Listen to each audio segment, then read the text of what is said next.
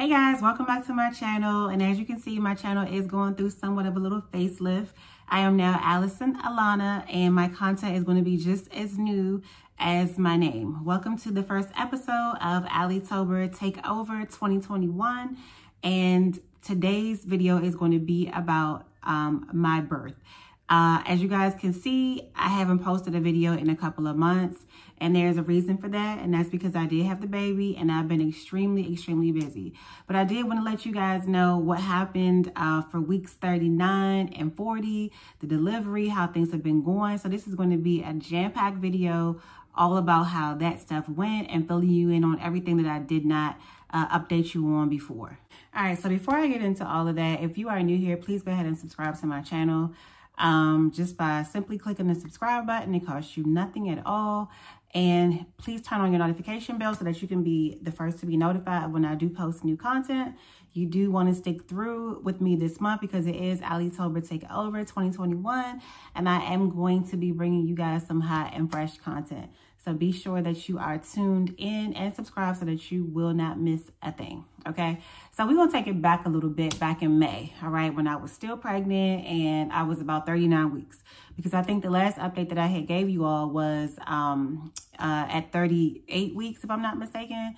So at 39 weeks, I was really close to 3 centimeters dilated.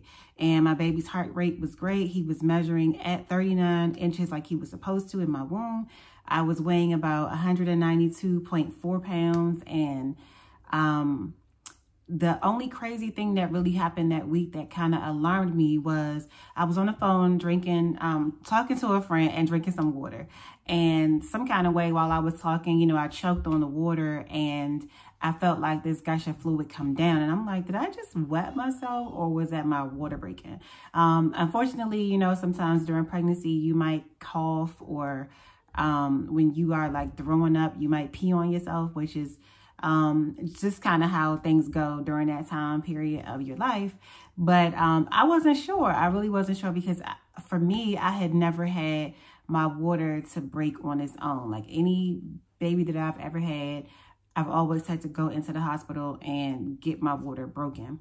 So I kind of just watched out for it that day. And when I went to my doctor for my 40-week checkup, I did mention it. And as he checked my cervix, he did notice that my water was actually still intact. However, he was supposed to be going out of town. So now we're at the 40-week mark, okay? He was supposed to be going out of town to go visit with one of the doctors that used to be a part of his practice, but had retired and moved to a different state. So he wanted to go out of town, and I kind of got the feeling that he kind of wanted to rush things along for me because he knew he wouldn't be here. So I noticed while he was checking my cervix, he was checking for quite some time. And when I asked, when he was finished and told me, okay, you can go ahead and get yourself dressed and whatever else, he told me that, he said, you should expect to see some blood, but if you do, it'll be okay. So I said, well, why would I be seeing blood and I'm pregnant? Like, what did you do? He said he stripped my membranes, and I was really nervous, but I was also pissed the hell off that he had did that because I felt like that was a procedure that he should have notified me, you know, ahead of time that he was going to do. Like, I didn't ask for my membranes to be stripped, and there was really no reason to do so. So I was literally at the 40-week mark. The baby could have came on his own at any time. I didn't need any assistance, you know what I mean? So it really pissed me off. Like the whole ride home, I was really upset that he had did that because I still had a few things that I wanted to go home and do to prep for the baby and, you know, just kind of prepare myself. Like I didn't want to be rushed without my permission into that. So I was really irritated about that. But at the appointment, like I said, things were great. He did measure at 40 weeks. Heart rate was great. I was about 195 pounds at that time. And this appointment was May 13th. So I get home. Actually, before I even left the doctor's office, when I got off the table, I noticed blood was on the table. So I went to the nurse and I asked for a sanitary napkin and, you know, got myself together with that. But as I came home, there was like blood going in the toilet. The cramping had started, but it was somewhat still bearable. And I didn't have like anybody here. I had told my neighbor, which I had mentioned to you guys already, that she had offered to take me to the hospital if indeed I needed somebody to take me. So as I was, you know, prepping for all of that, the whole day just started to just go crazier and crazier because the pain was just becoming more and more prevalent, you know. And by like, I don't know, I think I was on the phone with a friend, and we got off the phone maybe like 12 o'clock. And shortly after that was when it just like was time to call 911. Like I went, had my daughter knock on my neighbor's door. It was late. She was not answering her door, which I wasn't surprised.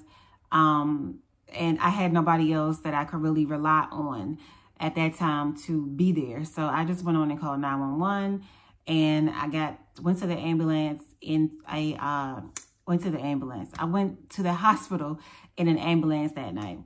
And that experience probably was not the best at all, because when I got there, it was maybe around 2 something in the morning, and I didn't have the baby until 7 o'clock, like 7:40 actually. He was born at 7:40, and it was just a crazy experience because my doctor was at the hospital, but was like in another location assisting another patient, like off of the labor and delivery floor. And I just didn't understand what was going on, because it took them forever to admit me. They were just like monitoring the baby, monitoring my contractions, and not admitting me. And I'm telling them that I'm like in extreme pain. I needed my epidural. They still were not giving me the epidural because they told me that I was not yet signed off to be admitted. So I sat in like this room before you actually get like a actual labor and delivery room. And I was just in there in pain, just asking for my epidural. And it was just crazy that I wasn't getting it. It took him forever to admit me. And when I got in there, still, I was asking for an epidural and still was not getting one. By then, my sister-in-law had came. Thank God that she did, because I kind of felt like that's when things started to kind of speed along a little bit once somebody else was there as a support person, you know. So I'm glad that she came. By the way, she is a registered nurse, and she actually just graduated from nurse practitioner school. So she was not only there for support, but she was there to, like, you know, be well aware of what was going on. So I'm really glad that I had her there with me. So at this point, I'm in the room, and now I'm the epidural, the person that's throwing the epidural. So that's the anesthesiologist. He comes in. That took a while because they couldn't do anything on me of that sort until my corona test had come back. So when it came back, it was negative, of course, and they proceeded to give me the epidural. I notified the anesthesiologist that I had scoliosis and that I had a really bad case of scoliosis. So I needed him to, like, be sure that he was able to get into the spaces in my back, because they are not like the typical person. My spine is extremely curved and just out of line, very much so. So I needed him to be aware of that and to be confident that he was going to be able to do it. So he assured me, oh, it was going to be fine and all of this. And, you know, the other anesthesiologist maybe just couldn't do it, but he can. And it was kind of weird that he was telling me that without actually even looking at my back, but he just went right to work. He didn't even do like a analyzation of my spine or anything. So upon him doing that, mind you, this was 6 o'clock, okay? This man did not get the epidural done until an hour later. An hour. I'm sitting there being poked. Some of the needles I'm feeling. He has to keep numbing me, because like I said, my back is not the typical back of other people. You know, I have a condition. I have scoliosis.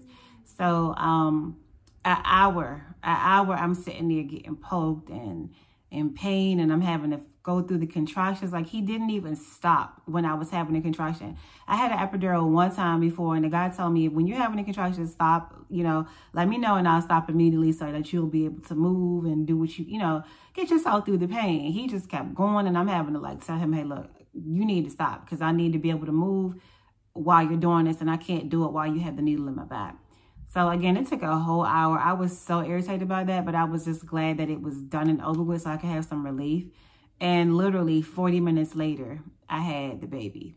So by then, by the time he finished, you're not even supposed to get an epidural after 7 centimeters. And by the time he finished, I was probably at 10, because literally I had the baby 40 minutes later, and it took me probably about 30 minutes to push.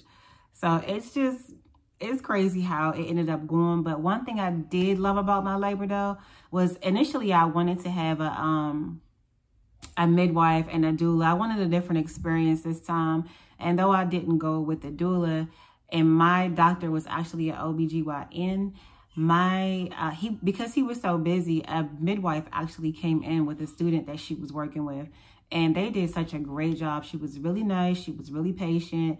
She was really gentle. She didn't have a lot of, she had some nice little techniques to make sure that I didn't tear and that I was as comfortable as possible. It was just like, it was really a different experience. And even though I plan to never have children again, because my experience with, in relationships and stuff have just been so terrible, I don't really think I want to have kids again. But if I were to find like some amazing man that was like my perfect match, and we got married and I had another child, it would definitely be under the guidance of a midwife, because it's just a different experience. So if you know, you know. So I had the baby. He's a beautiful little chocolate fudge beard boy. That's what I call him. Now he is almost 5 months. He'll be 5 months in a couple of days. And it's been a great experience. He is very handsome, very loving, very sweet, very kind. I do have a little bit of footage from the hospital. So I've been having issues accessing it though. So for some reason in my iPhone, there's like this little circle on the bottom of my photos and videos, and it has an exclamation mark in it. So that is some type of indicator that the video can't be played or not being downloaded properly. I'm not sure really what it is, but it's not allowing me to view those videos at all.